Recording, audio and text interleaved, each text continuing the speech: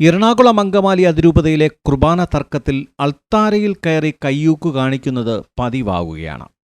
അൾത്താരയിൽ കയറി ബലിപീഠം തകർക്കുന്നതൊക്കെ ഇവിടെ സർവ്വസാധാരണമാണെന്ന് ബസലിക്കയിൽ മുൻപ് നടന്ന സംഭവങ്ങളിലൂടെ വിശ്വാസി സമൂഹം കണ്ടതാണ്.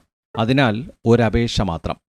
തമ്മിലടിക്കുമ്പോൾ അൾത്താരയെ മലിനമാക്കരുതെന്ന അപേക്ഷയുണ്ട്.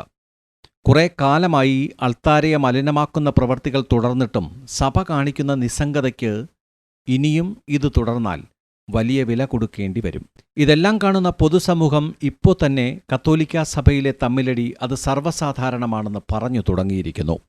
മാധ്യമങ്ങൾക്ക് കേരളത്തിലെ കത്തോലിക്കാ സഭയെന്നാൽ തമ്മിലടിക്കുന്നവരുടെ സഭയായി മാറിക്കഴിഞ്ഞിരിക്കുന്നു. കഴിഞ്ഞ ഞായറാഴ്ച മേജർ ആർച്ച് ബിഷപ്പിന്റെ സർക്കുലർ വായിക്കുമ്പോൾ പല പള്ളികളിലും അൾത്താരയിലും അൾത്താരയ്ക്ക് മുന്നിലും വൈദികരും വിശ്വാസികളും തമ്മിലടിക്കുന്നത് കേരളത്തിലെ മാധ്യമങ്ങൾ തത്സമയം ലോകത്തിനു മുന്നിൽ കാണിച്ചതാണ്. ഇത്രയൊക്കെ നടക്കുമ്പോഴും സഭയുടെ നേതൃത്വം ഇതിനെതിരെയോ സമവായത്തിനോ ഇടപെടാത്തത് വിചിത്രമായി തോന്നുകയാണ്. വരും ദിവസങ്ങളിലും ഈ വിഷയത്തിൽ തമ്മിലടി തുടരുമെന്നത് വ്യക്തമാണ്.